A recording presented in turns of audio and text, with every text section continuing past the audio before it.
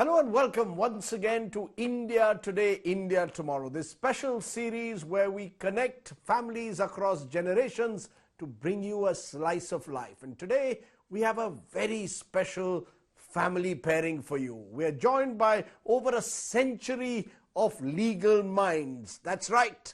We're joined by the eminence gris of arguing in court, Shanti Bhushan, former law minister of the country, and his son, Prashant Bhushan, of course, now carving a niche for himself as a public interest lawyer. Appreciate both of you joining me here on India Today, India Tomorrow.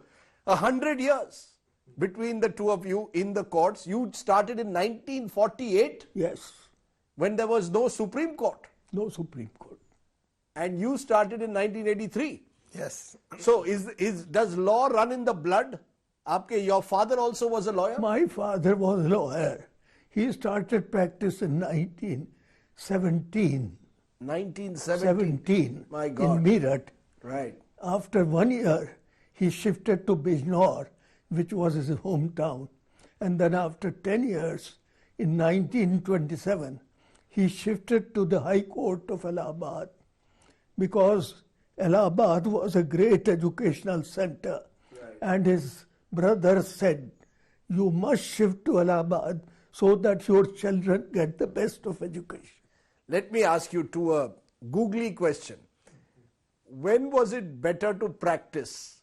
In the 1950s, 40s, 50s, or in the 21st century? When do you believe was the true golden period of India's courts? No, it was in the early days when the high courts, it was impossible to even imagine that a high court judge could even remotely be corrupt. In 1948, when I started practice, this was the situation. Today, the situation is entirely different. You have to determine, is this a judge honest or corrupt? You think that it is as bad as Shanti ji is making it out to be, that you have to today find out which judge is honest? It's not as if finding an honest judge is like a needle in a haystack. There are substantial percentage of honest judges also. But unfortunately today even honest judges have become weak. You see, for the High Court and the Supreme Court, you need a judiciary which is robust and can stand up to the government. So, unfortunately, what we are seeing today, the main problem in the Supreme Court today is that it is not able to stand up to the government in at least politically sensitive and important cases. Many would say, of course, that this is not new, that this has been building up for years. You know, in the 1970s, for example, famously when you were part of the emergency movement, in a way became law minister in 1977, part of the Janata Party. Even then, Indira Gandhi would supersede judges, the famous supersession of judges. So it's not new, is it? The problems of the judiciary vis-a-vis the government, the independence of the judiciary, is this a problem that has existed for years, or has it got worse with time? No. Apart from the period of emergency, after the supersession of judges, there was no problem before that of an independent judiciary. If the government, particularly the Prime Minister, believes in democracy and in good institutions, then democracy thrives. And Jawaharlal used to do that. Interesting. You know, your positioning, it's almost as if Indira Gandhi was the turning point. Yes. And things changed in a way possibly for the worse after that. Do you have the same fire that your father, who is the more fiery out of the two of you? Because both of you have had this history of taking up matters of public interest. Are you deeply influenced by your father? Yes, I think so. Particularly in not in being able to stand up against injustice, or being able to stand up against corruption even in the judiciary, and being able to stand up to judges. So this is a trait that I have probably inherited from my father. Because you were supposed to be a mechanical engineer, you went to IIT Madras, then you went to Princeton University. Is it that he put pressure on you? Family has to be in law. No, actually he was the most liberal father that anybody can have. When I went to IIT, he said fine. When I left IIT and I studied economics seriously for a year, he said fine. Thereafter I got interested in philosophy and I went to Princeton to study philosophy of science. He said fine. Thereafter when I quit and came back to law, I had done law formally before going to Princeton. When I came back to law, he was happy. He wanted me to become a lawyer, but he never pushed me. Because, it is said that in the legal practice, there is a lot of dynastical, there is a bit of the hereditary practice, dynastical lineage matters. Sons and daughters have a huge advantage, even today. There is an advantage. I remember when I was in 8th class, the teacher asked us, what is the opposite of appellant? And only I said respondent, because I used to see my father's brief, counsel for appellant, counsel for respondent. So from childhood, you watch your parents work. You get interested. In fact, that is how in 43, when I was an intermediate, I got interested in law because I walked through the office of my father and found lots of juniors preparing charts. And I was curious what is going on. They said the matter has been referred to a full bench of 3 judges. So in full bench, all the case law of various high courts has to be prepared and cited. I said, very interesting. I would like to attend the high court to hear this. I went to the high court in 43 and got so struck that I thought I will practice law. And when after my BSc, I wanted to join LLB, my father opposed it. I was a bright student, January scholar of Christian College, a very high position holder in BSc. So he wanted me to sit for the ICS in 45. So when I didn't agree, I said, I'm interested in law. Why should I not join LLB? He took me to Sir Tej Bahadur Sapru, thinking that Sir Tej Bahadur would dissuade me and tell me to sit for the ICS. Sir Tej heard my father, and after having heard it, because my father told him I was a very bright student, he said, what? He wants to join law, and you are saying he should not join law? He almost dismissed my father, turned towards me.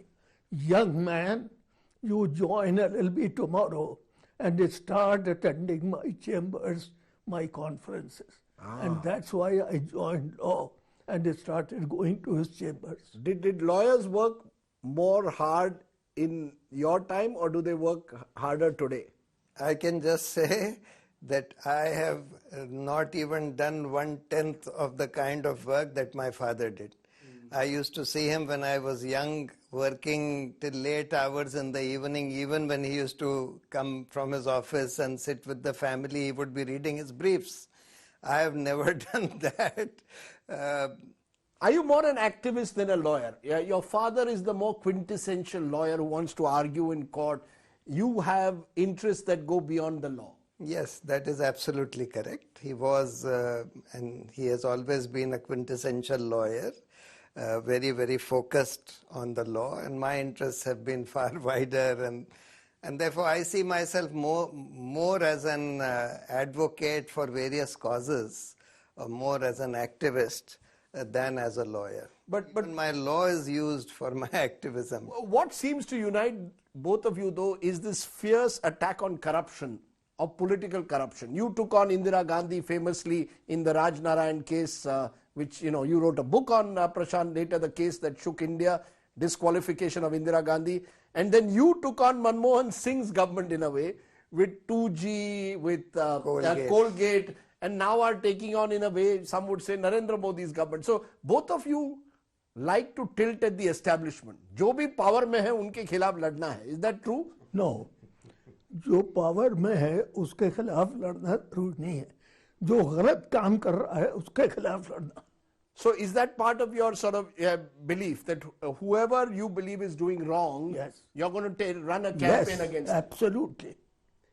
Are you more a politician in that sense? He's the activist. Is there a politician in Shanti Bhushan? You, of course, became a minister.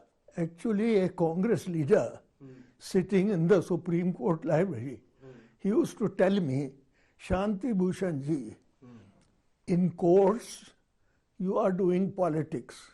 In parliament, you are doing law. Because my work in the parliament was legally oriented. I was law minister, Yes. 44th Amendment, etc. So I sense there's more of the politician in Shanti ji, and there's more of the activist in you somewhere, Prashant. But I just wanted to Yes. qualify his statement.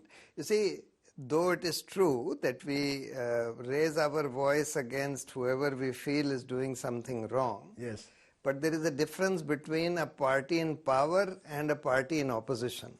A party in power which is doing something wrong can do a lot of damage, lot more damage than a party which is in opposition.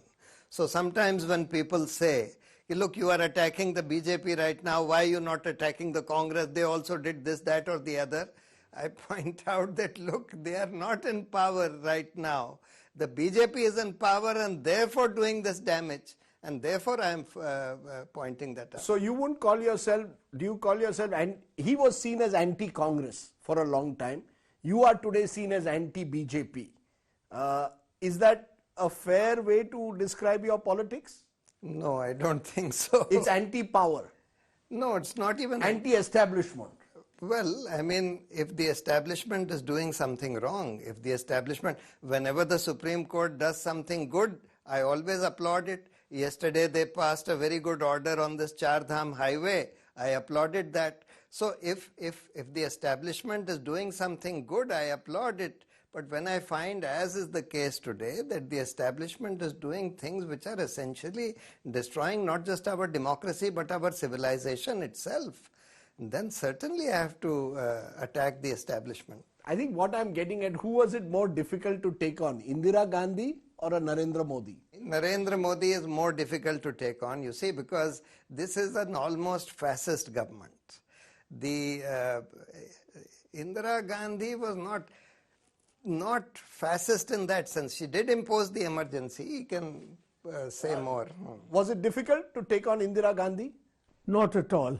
In fact, when I cross-examined her for 2 days, on the evening of the first day, 12 MPs, opposition MPs, including Pilu Modi, had come to Allahabad. I invited them for dinner at my house. And Pilu Modi said, Shanti Bhushan, you have been very soft on her. Can't you be aggressive and provoke her, etc.? I said, that could be very easily done. But it will be the surest way to lose the case. He said, why? I said, look here, she is the sitting prime minister. Here is a puny high court judge, very ordinary. And if she is insulted in his court, he will feel responsible for it. And the only way he can recompense her is by deciding the case in his favor. Pilu Modi was not convinced. But after the case judgment came, and I came from Bombay to Delhi, Morarji's meeting was going on of the opposition parties at Morarji's house. So as I entered the room from the airport, Pilu Modi called me, Shanti Bhushan ji, come here. I went to him.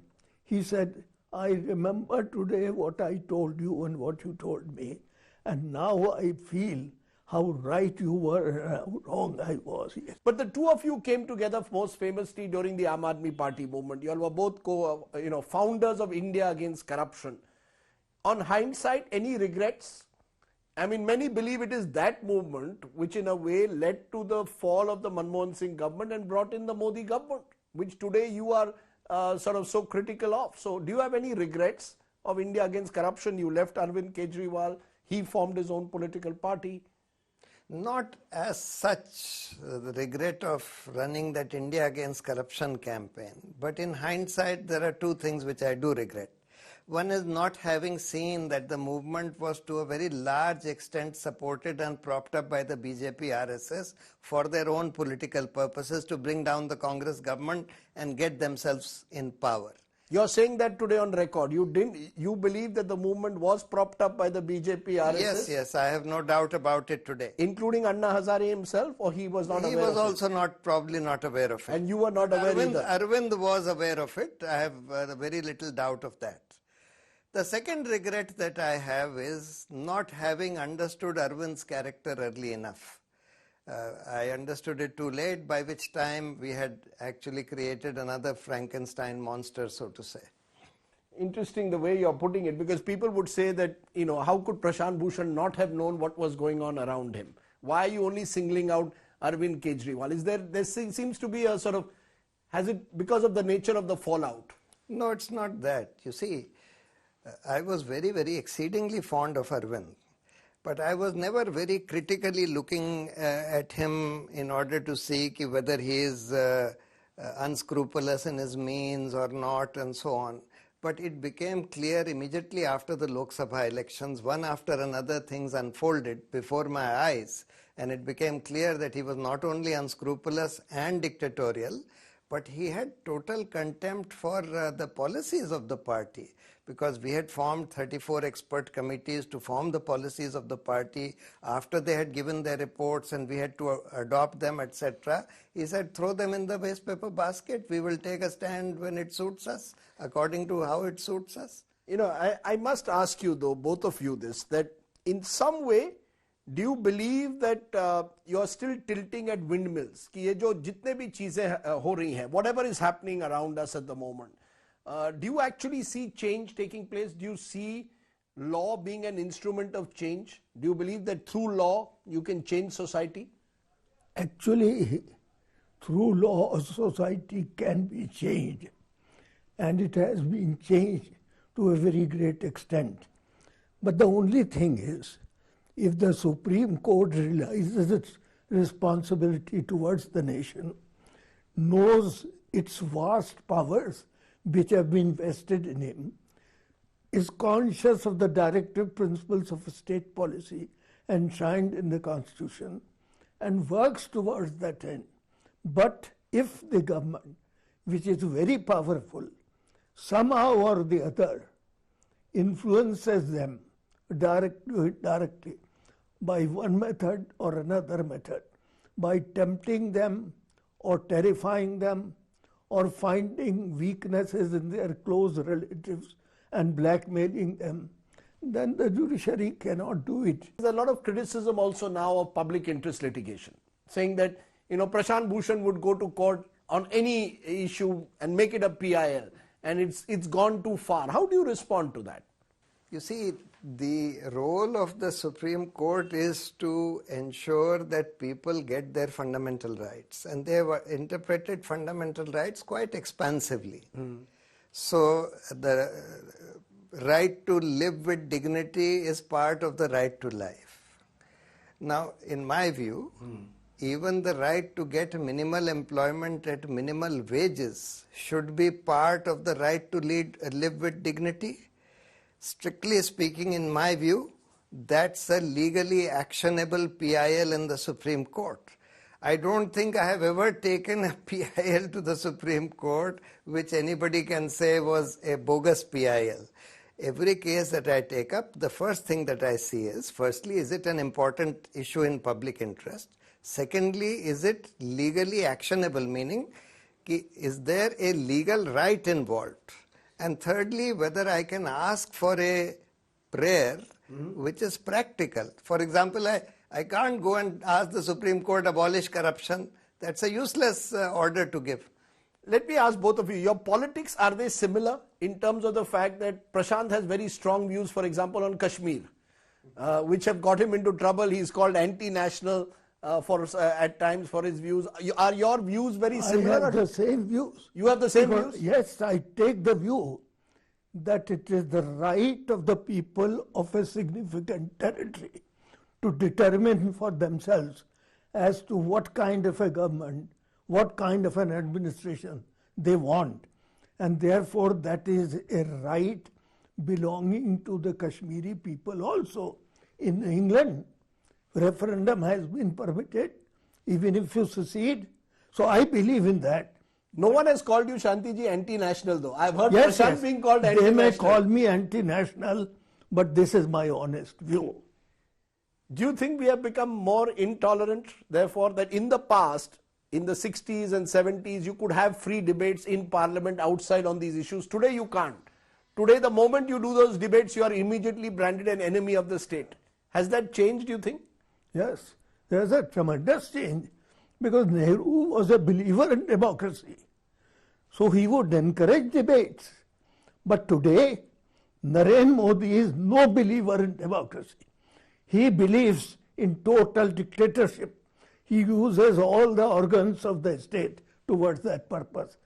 In spite of the fact that the economy has almost come to a standstill and people's lives have been disrupted. But he has no regrets. How do you respond when people call you anti-national? Does it somewhere hurt you? Does it anger you? We had that situation of not too long ago when someone came into your chambers and attacked you because of your views on Kashmir. That person today is a BJP Delhi spokesperson.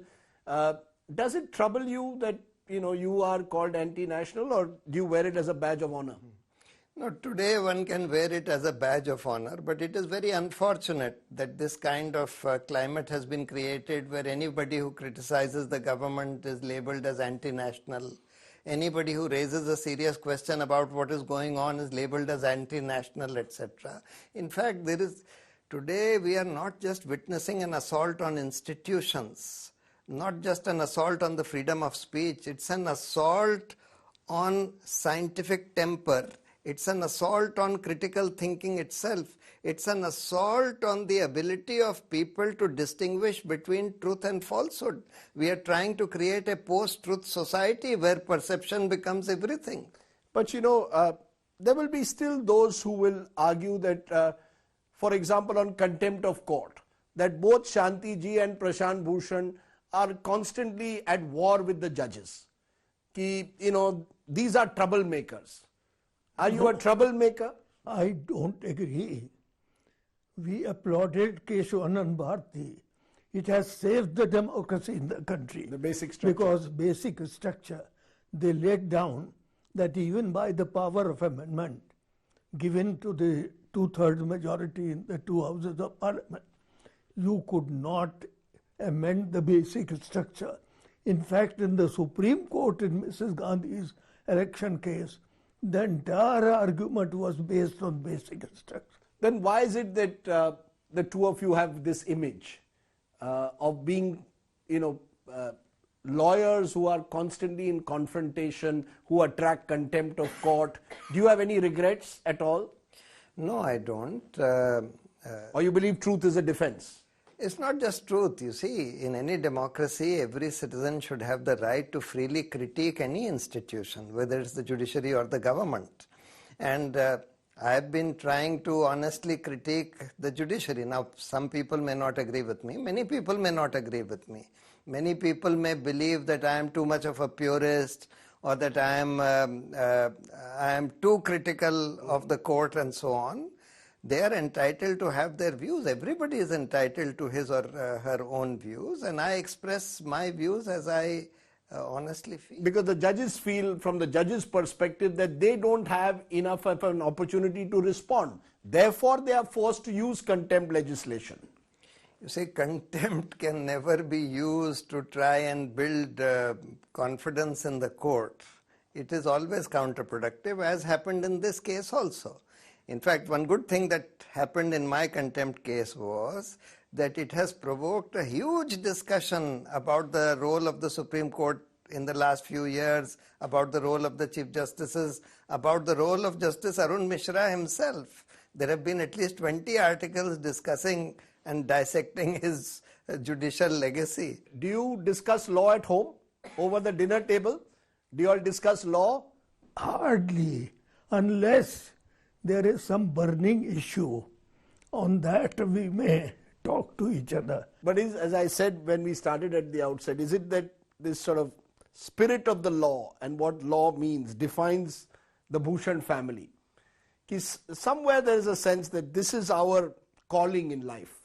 In a way, yes. I think my son, who is a lawyer, is more in the same space, or my brother in the same space as my father. So when they sit with my father, they discuss law and judgments much more than I do. Are you a cricket fan? He used to play cricket Yeah, for also. what? Where? I used to open for the bar in Allahabad. Wow. Every year I was the opening batsman. Even in Supreme Court, for the Supreme Court bar, I used to open the innings for many years. Well, I want to also share a secret that I started off life as a lawyer and then became a journalist, and I also have this abiding love for cricket. Correct. I must ask you, you're now what? You're 94 going on 95? Yes. You're 94 going on 95. Do you still go to court? Hardly. But you still... Except in this contempt case, because I had filed an application, so I was appearing in person. So lawyers never retire. Good lawyers never retire. No, never retired. Shanti Bhushan Prashant Bhushan, you've spent this time on India Today, India Tomorrow. Thank you so much for joining me. And that's it on this very special show. Thanks for watching. Bye for now.